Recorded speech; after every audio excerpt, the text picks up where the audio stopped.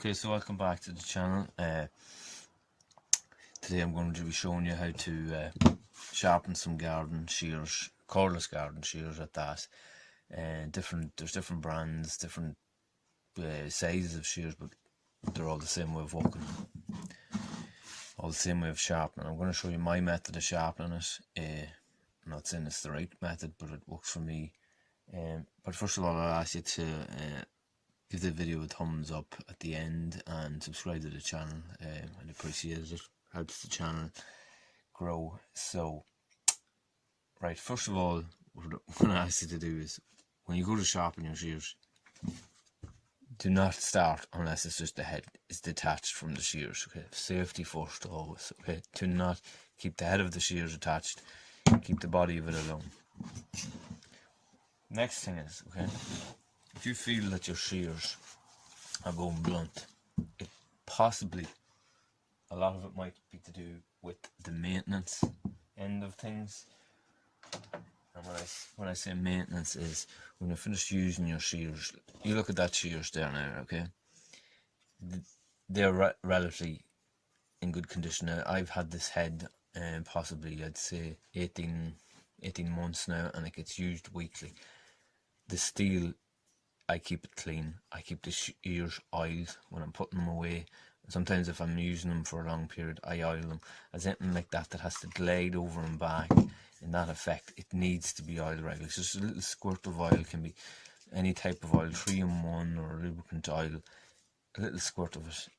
That's the life of any knife, especially when you're cutting grass, wet grass. It wants to rust. Fresh metal wants to rust.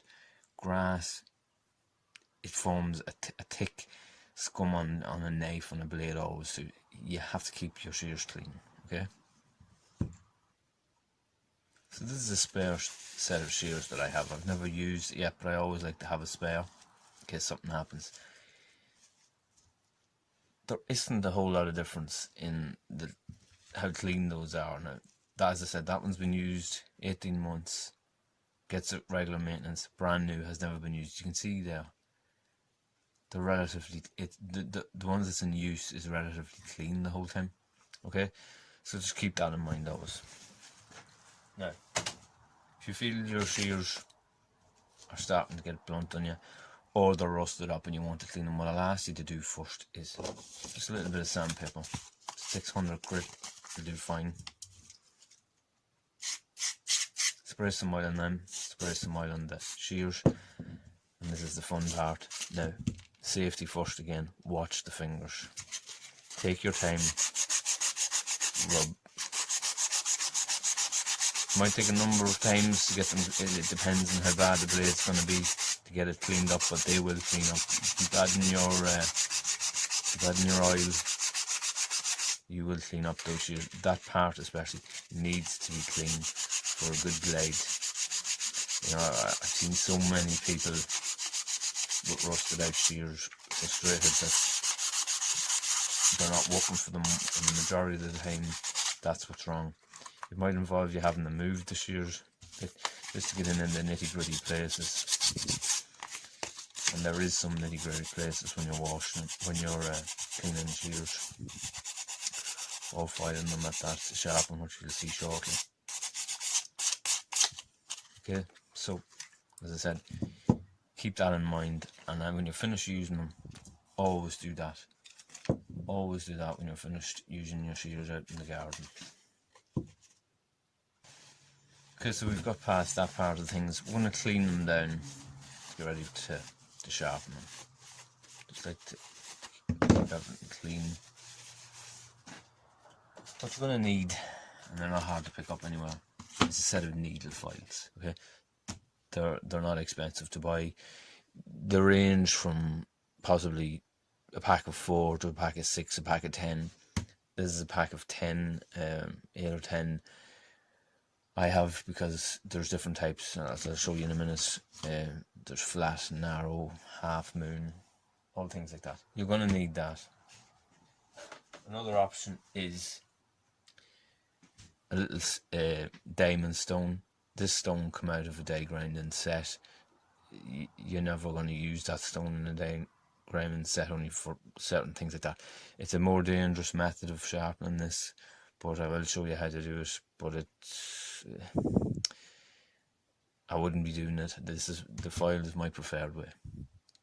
Now, what I will say is, they are the only two ways I can see best for sharpening these blades. Do not sharpen them with a die grinder and a die. I've seen someone doing it. You're going to die. It doesn't matter how good you are with a die, you're going to destroy your blade. Okay, so anyway, come back to these. Not expensive to buy, and the ones I like to use of it is the full round file, a flat file, and this little narrow file.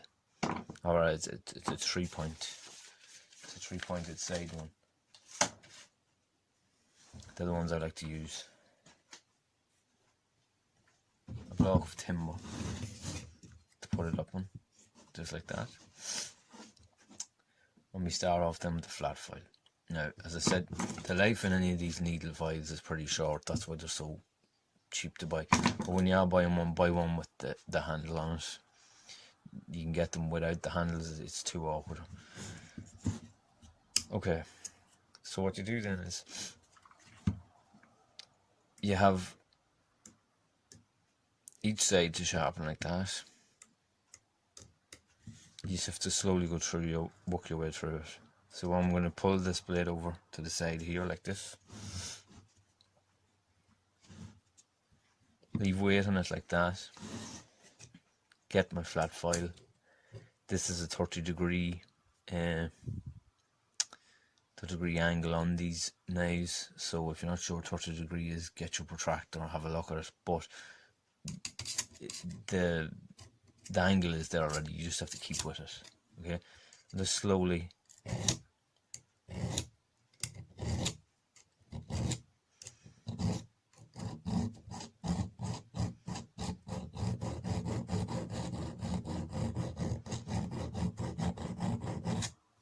On to the next one. As I said, it depends how bad your foil is, your blade is, to you're going to take on with the amount of times that you do it, but you will know that this isn't in bad. I would have sharpened this recent enough. I'm just doing it for the video, but I'm sure you can see there in the video.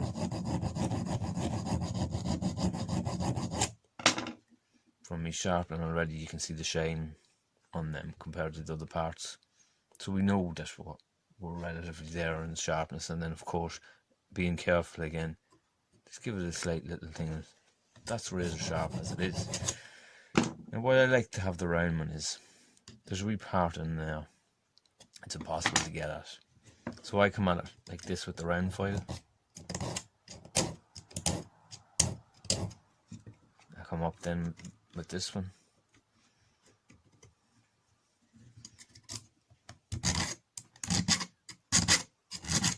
And here.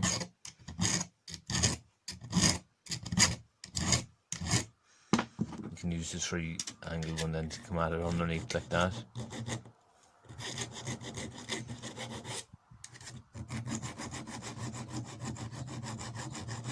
Always keeping an eye on the fingers. It's my preferred method. And again, you go this way then to get the other side like this. I put it on an angle, keep it down with the finger, and go again at that 30-degree angle. A little bit of weight in the middle of the file. Always don't leave weight like that. You're going to break your file, because as I said, the minute files, they're not made for heavy work.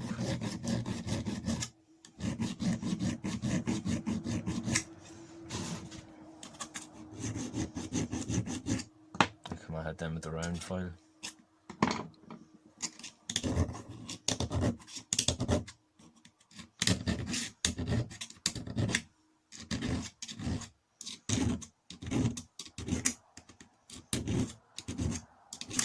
Taking your time. And again, you can see the shine that's on the ones I'm after doing. compared to the ones that I haven't done yet. See the difference? That's dull, it hasn't been foiled yet. This side sharp, it has got a rasp of the file. So that's the way I sharpen it. As I said, you're keeping in your mind of your 30-degree angle the whole time as you're filing. If you're not sure what the 30-degree angle is, you're following the original angle that's on the blade like that. Look, you can sharpen them in your hand, but it's always good to have something like that. And you can do it with it holding your hand. I prefer to have the block of timber because I can move it around. Obviously, for video purposes, it's a little bit harder to show. Now, I said I'd mention the diamond stone that comes with the die grinding sets and how to do that. So I'll show you how to do it that way. It's not my preferred method, but as I said, so I'll show you two. Let me see. We'll go from this side now. And so that's why I like to have the block. So it's a similar thing again. If you're 30 degrees, you don't have a whole lot to go on, and you have to go a lot quicker, like that.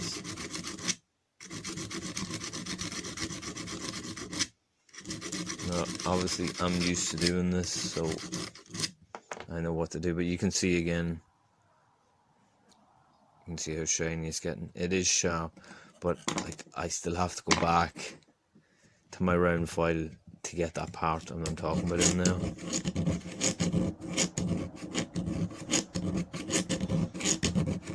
You know, you're not going to get that with your little square block, but as I said, it is an option. But not my preferred method. I still like the file.